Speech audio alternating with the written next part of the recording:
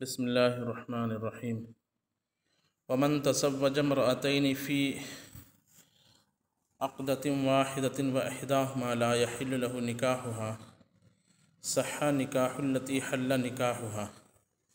وبطل نکاح الاخری۔ مسئلہ یہ چل رہا تھا کہ اگر کسی شخص نے ایک ہی عقد میں کسی دو ایسے عورت کو قبول کر لیا نکاح میں کہ ان میں سے ایک سے نکاح جائز تھا اور ایک سے نکاح ناجائز تھا، جیسے ایک شخص کوئی دو عورتوں کا وکیل بن کر کے آئے اور کہے کہ میں نے فلانا بنت فلانا فلاں اور فلانا بنت فلاں کو دونوں کو آپ کے نکاح میں دیا کہ آپ نے قبول کیا، آپ نے قبول کر لیا، یہ ایک ہی عقد میں نکاح کو قبول کرنا ہوا۔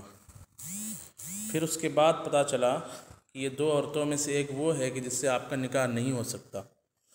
تو جس سے نکاح ہو سکتا اس سے نکاح ہو گیا اور جس سے نکاح نہیں ہو سکتا اس سے نکاح نہیں ہوا۔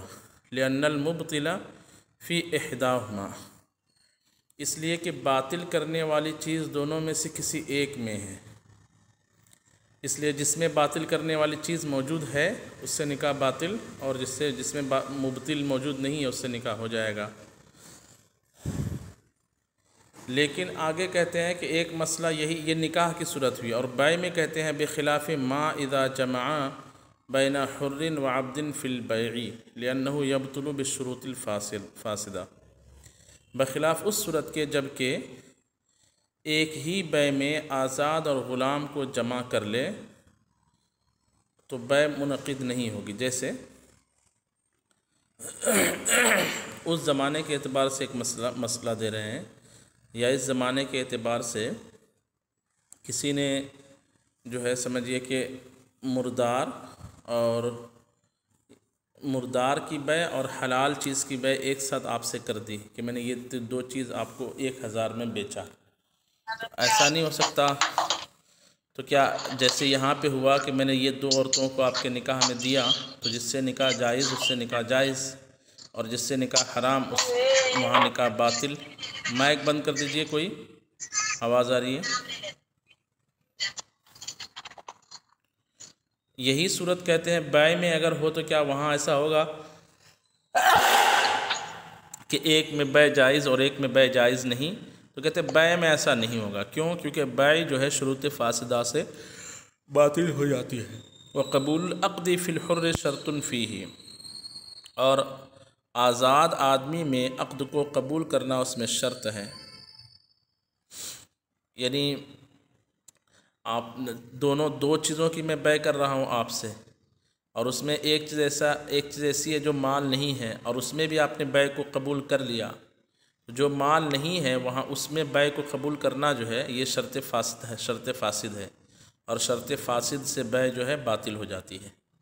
اس لیے بیع میں یہ صورت جائز نہیں ہوگی، نکاح میں صورت جائز ہو جائے گی۔ پھر کہتے ہیں کہ مہر جو طے ہوا تھا، مثال کے طور پر اس شخص نے جو وکیل ہے دو عورتوں کا، جس میں سے ایک عورت جو ہے ایک عورت سے نکاح کرنا حلال ہے، ایک عورت سے نکاح کرنا حرام ہے، وہ شخص نے کہا کہ میں نے ان دو عورتوں کا آپ سے اتنے مہر پر نکاح کرایا، جیسے 1 لاکھ پر نکاح کرایا، تو ایک سے نکاح ہو گیا ایک سے نکاح نہیں ہوا، تو وہ 1 لاکھ مہر کس کو ملے گا؟ تو کہتے ہیں ثم جمیع المسمى للتی حل نکاحها عند ابی حنیفہ، پھر تمام مسمى یعنی جتنا مہر طے ہوا ہے وہ تمام کے تمام اس کے لیے ہے جس سے نکاح حلال ہوا، یہ امام اعظم ابو حنیفہ کے نزدیک۔ وعندهما يقسم على مہر مثلیہما، اور صاحبین کے نزدیک تقسیم کر دیا جائے گا ان دونوں کے مہر مثل پر۔ وہی مسئلۃ الاصل، اور یہی مسئلہ اصل ہے۔ یعنی مبسوط میں جس میں مفتہ بھی اقوال نقل کیے جاتے ہیں اس میں یہ موجود ہے کہ اس مہر کو تقسیم کر دیا جائے گا ان کے مہر مثل پر، اور جس کا نکاح ہوا اس کو مہر مثل دیا جائے گا۔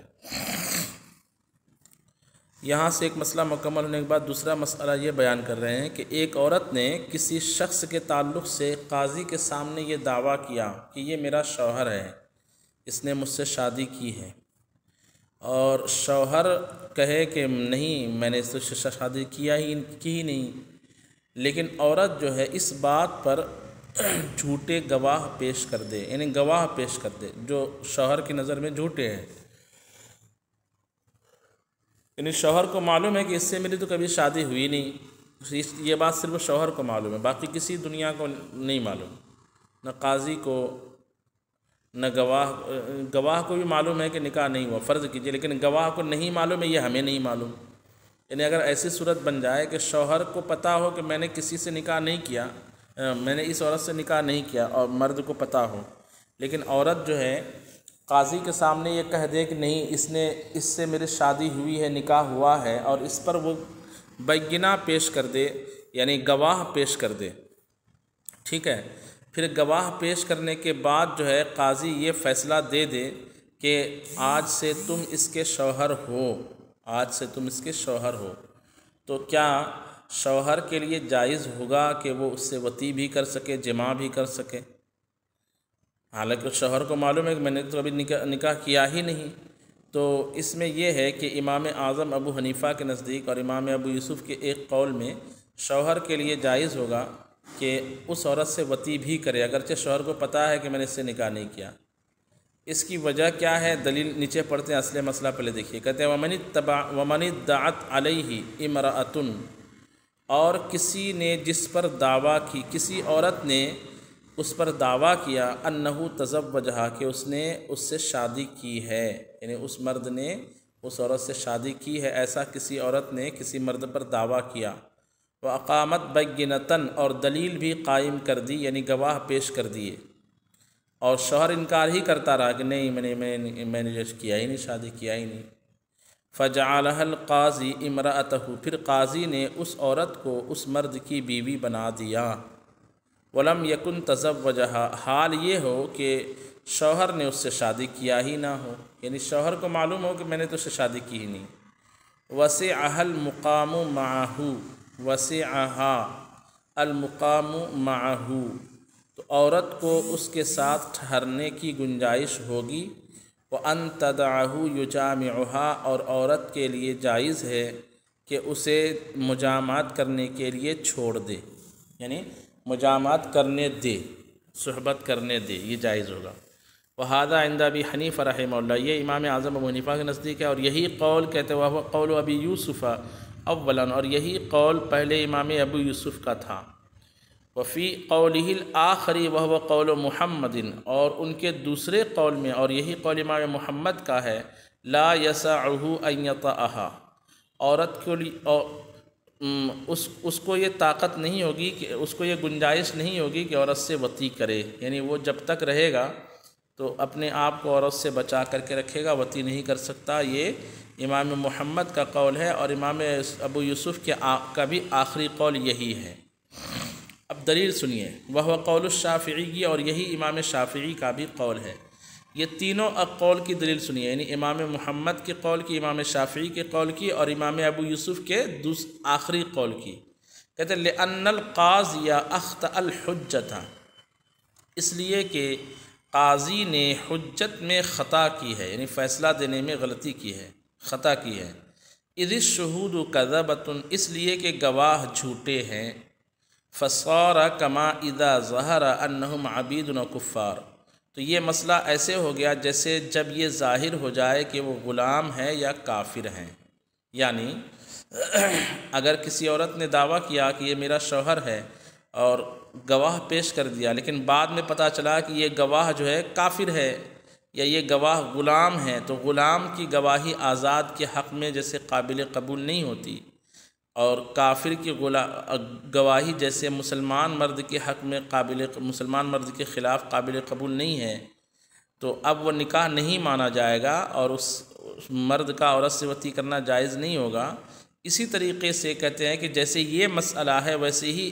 ابھی والا مسئلہ جو مختلف فی ہے وہ والا مسئلہ ہوگا، یعنی اس مختلف فی مسئلے کی تشبیہ دیتے ہیں، شبہ بیان کرتے ہیں، کس مسئلے سے؟ اس مسئلے سے کہ جس میں عورت کے دعویٰ کر دینے کے بعد اور گواہ پیش کرنے کے بعد، قاضی کے فیصلہ دے دینے کے بعد یہ پتہ چلے کہ یہ تو کافر ہیں یا یہ غلام ہیں، تو اس کا کوئی پھر جو ہے وہ نکاح نہیں رہ پائے گا۔ تو کہتے ہیں یہاں پر بھی نکاح نہیں رہ پائے گا۔ یہ امام محمد فرما رہے ہیں، امام شافعی فرما رہے ہیں، اور امام ابو یوسف آخری قول میں فرما رہے ہیں۔ ولی ابی حنیفہ، اور امام اعظم کی دلیل ہے ان الشہود صدقۃ عندہ، کہ قاضی کے نزدیک تو گواہ سچے ہیں۔ قاضی کو پتہ نہیں ہے نا کہ یہ گواہ جھوٹے ہیں، قاضی کے نزدیک تو گواہ سچے ہیں۔ وہو الحجت، اور یہی حجت ہے، یعنی نکاح کے لیے اصل دلیل یہی ہے کہ قاضی کے نزدیک گواہ سچے ہیں۔ اب قاضی کے نزدیک گواہ سچے کیوں ہیں؟ لتعذر الوقوف علی حقیقت الصدق، صدق کی حقیقت پر وقوف یعنی جانکاری کے متعذر ہونے کی وجہ سے۔ قاضی کو کیسے پتہ چلے گا کہ یہ گواہ جھوٹے بول رہے ہیں؟ تو اس لیے گواہ سچے ہیں قاضی کے نزدیک، بخلاف الکفر والرق، بخلاف کفر اور غلامی کے، کسی کا کافر ہونا اور کسی کا غلام ہونا اور کسی کا جھوٹا ہونا، یہ تین باتوں میں سے کہتے تینوں باتیں سیم نہیں ہیں۔ کافر ہونا اور غلام ہونا یہ دو باتیں ایسی ہے کہ جو علامات سے پہچان لی جاتی ہے، بھاشا سے، حرکت سے، ہے نا، اخلاق و آداب سے۔ کافر آدمی کی زبان الگ ہوگی، اس کے اخلاق و آداب الگ ہوں گے، اس کے بول چال الگ ہوں گے، اس کا رہن سہن الگ ہوگا۔ ایسے ہی غلام کا جو ہے آزاد کے مقابل میں الگ رہن سہن ہوگا، اس کو ہاتھ دھونے کا ڈھنگ نہیں ہوگا، اس کو کھانے کا صحیح طریقہ نہیں معلوم ہوگا، وغیرہ وغیرہ۔ تو کافر اور غلامی یہ پہچاننا آسان ہے، لیکن کسی کوئی آدمی سچا بول رہا ہے کہ جھوٹ بول رہا ہے، سچ بول رہا ہے کہ جھوٹ بول رہا ہے، یہ جو ہے پہچاننا تھوڑا مشکل ہوتا ہے۔ کہتے ہیں لأن الوقوف علیہما متیسر، اس لیے کہ ان دو باتوں پر جانکاری حاصل کرنا آسان ہے، یعنی کون کافر ہے کون غلام ہے۔ اس لیے غلامی والی صورت اور کافر والے گواہ ہونے کی صورت الگ ہوگی۔ وَإِذَا ابْتَنَى الْقَضَاءُ عَلَى الْحُجَّةِ، تو اب امام اعظم فرماتے ہیں کہ جب قاضی کے نزدیک وہ دونوں گواہ جو ہے سچے ہیں، وَإِذَا ابْتَنَى الْقَضَاءُ عَلَى الْحُجَّةِ، اور سچا سمجھ کر کے قاضی نے کیا کر دیا، نکاح کے منعقد ہونے کا فیصلہ دے دیا، یعنی یہ فیصلہ دے دیا کہ تم اس کے شوہر ہو، تو اِذَا ابْتَنَى الْقَضَاءُ عَلَى الْحُجَّةِ، اور جب قضا اپنی حجت پر، قضا کی بنیاد رکھ دی گئی، فیصلے کی بنیاد جب حجت پر رکھ دی گئی، وَأَمْكَنَ تَنْفِيذُهُ بَاطِنًا بِتَقْدِيمِ النِّكَاحِ، اور اس کو نافذ کرنا باطنی طور پر ممکن بھی ہو گیا تقدیم نکاح کے سبب سے، نفذ قطعاً، تو قطعی طور پر یہ فیصلہ نافذ ہوگا، للمنازعتی، منازعت یعنی جھگڑے کی وجہ سے، بخلاف الاملاک المرسلتی، بخلاف املاک مرسلہ کے، لأن فی الاسباب تزاحما، اس لیے کہ وہاں اسباب میں اختلاف ہوتا ہے، تزاحم ہوتا ہے، فلا بھیڑ بھاڑ ہوتی ہے، فلا امکانت، وہاں جو ہے نافذ کرنا ممکن نہیں ہے۔ یہ جزیہ کیا ہے، یہ تھوڑی اس کی تفصیل سمجھیے۔ ایک املاک ہوتی ہے املاک مقیدہ، اور ایک املاک ہوتی ہے املاک مرسلہ، ٹھیک ہے؟ ایک املاک ہوتی ہے املاک مقیدہ اور ایک املاک ہوتی ہے املاک مرسلہ۔ املاک کہتے ہیں جس چیز کے آپ مالک ہو، ٹھیک ہے، جس چیز کے آپ مالک ہیں وہ آپ کے املاک ہیں۔ اب کچھ املاک، کچھ مملوکہ چیزیں ایسی ہوتی ہے کہ جس کے اسباب معلوم ہوتے ہیں، سبب معلوم ہوتے ہیں کہ کس وجہ سے آپ اس کے مالک ہیں۔ جیسے آپ نے کہا کہ یہ کار میری ہے، تو میری ہے اتنا ہی کہہ دیا تو یہ املاک مرسلہ ہے، کیوں؟ کیونکہ اس میں سبب ملک آپ نے نہیں بیان کیا، کس وجہ سے میری ہے۔ کوئی کہے کہ یہ کار میری ہے کیونکہ میں نے اسے خریدا ہے، تو اب خریدنا یہ سبب ہے، سبب بتا دیا گیا تو اس کو کہا جائے گا کار اب املاک مقیدہ کہلائے گی، ٹھیک ہے۔ آپ نے کہا یہ گھر میرا ہے کیونکہ مجھے وراثت میں ملا، یہ سبب بتا دیا تو یہ گھر آپ کا املاک مقیدہ میں ہے۔ اور اگر آپ نے سبب ملک نہیں بتایا، صرف یہ دعویٰ کیا کہ یہ میرا ہے بس، جیسے کہا یہ کار میری ہے، یہ نہیں بتایا کہ مجھے کسی نے تحفے میں دیا ہے یا مجھے وراثت میں ملی ہے یا میں نے اس کو خریدا ہے، ٹھیک ہے، اس طرح کی کوئی چیز آپ نے نہیں بتائی، تو اس طرح کی املاک کو کہا جاتا ہے املاک مرسلہ۔ مرسلہ یعنی جس میں کوئی قید آپ بیان نہ کریں۔ بات سمجھ میں آ رہی کہ نہیں آ رہی ہے؟ تو املاک مرسلہ میں معاملہ یہ ہے کہ اگر ظاہری طور پر آپ کے لیے وہ چیز ثابت ہو جائے تو باطنی طور پر اس کا ثبوت نہیں ہوتا ہے، یعنی عند اللہ وہ چیز آپ کی نہیں ہوگی، یعنی اگر ظاہری طور پر آپ نے ثابت کر دیا کہ یہ کار میری ہے اور گواہ نے کہہ دیا کہ ہاں ان کی ہے، لیکن کس وجہ سے ان کی ہے یہ نہیں بتایا، تو اگرچہ عند القضاء کہا جائے گا کہ آپ کی وہ کار ہو گئی، لیکن عند اللہ جو ہے باطنی طور پر اس کا فیصلہ نہیں مانا جاتا ہے، یعنی باطنی طور پر آپ کے لیے اس کار کا استعمال جائز نہیں ہوگا۔ اور اگر املاک مقیدہ ہے، جیسے آپ نے کہہ دیا کہ یہ کار میں نے خریدا ہے اور خریدنے پر گواہ بھی پیش کر دیے، تو اب جو ہے اس کا استعمال دونوں طریقے سے جائز ہوگا، یعنی نفوذ ظاہری بھی جائز ہے وہاں پر اور نفوذ باطنی بھی۔ نفوذ ظاہری کا مطلب ہوتا ہے کہ ظاہری فیصلہ بھی آپ کے حق میں ہوگا اور باطنی فیصلہ یعنی اس کے استعمال وغیرہ کا اختیار بھی آپ کے لیے جائز ہوگا۔ ایسے ہی سمجھیے کہ بیوی ہونا دو طریقے کا ہے، کہ بیوی ظاہری طور پر آپ کی کوئی ہو جائے اور ایک ہے کہ باطنی طور پر بھی بیوی ہو جائے، یعنی بیوی ہونے کا نفاذ ظاہری ہو یا باطنی ہو۔ تو اگر بیوی ہونا آپ کے لیے جو ہے یہاں پہ کیا ہوا کہ یہ آپ نے کہا قاضی نے گویا کہ یہاں پہ یہ کہا کہ اس عورت سے تمہارا وطی کرنا جائز ہے۔ اب یہ املاک مرسلہ ہے کہ مقیدہ ہے، تو یہاں پہ قید بیان کر دی کہ اس لیے جائز ہے کیونکہ تمہاری یہ منکوحہ ہے۔ سمجھیے اگر صرف یہ کہتے تھے کہ اس سے وطی کرنا جائز ہے لیکن وجہ نہیں بتاتی کہ ملکیت کی وجہ سے یعنی اس تمہاری باندھی ہونے کی وجہ سے نکاح کرنا جائز ہے یا بیوی ہونے کی وجہ سے نکاح کرنا جائز ہے، کوئی قید نہ بتاتے تو یہ مسئلہ ہوتا املاک مرسلہ میں سے۔ لیکن امام اعظم کہتے ہیں کہ یہ مسئلہ املاک مرسلہ میں سے نہیں ہے، املاک مقیدہ میں سے ہے۔ کیوں؟ کیونکہ عورت نے جب کہا کہ یہ میرا مرد ہے، یہ میرا آدمی ہے، تو وہاں وجہ بیان کر دی کہ نکاح کے سبب سے یہ میرا شوہر ہے۔ ایسا نہیں کہ میں اس کی باندھی ہوں اور اس لیے اس کا مجھ سے وطی کرنا حلال ہے، بلکہ یا بس مطلقاً عورت نے یہ دعویٰ نہیں کی کہ اس کا مجھ سے وطی کرنا حلال ہے، بلکہ سبب بیان کر دی کہ وطی کرنا اس لیے حلال ہے کیونکہ اس کا مجھ سے نکاح ہوا ہے، اور اس نکاح کرنے پر اس نے گواہ بھی پیش کر دیے۔ تو یہ معاملہ گیا املاک مقیدہ میں۔ کس میں گیا؟ بولیے۔ املاک مقیدہ میں جب فیصلہ دے دیا جاتا ہے تنفیذ نفاذ کا،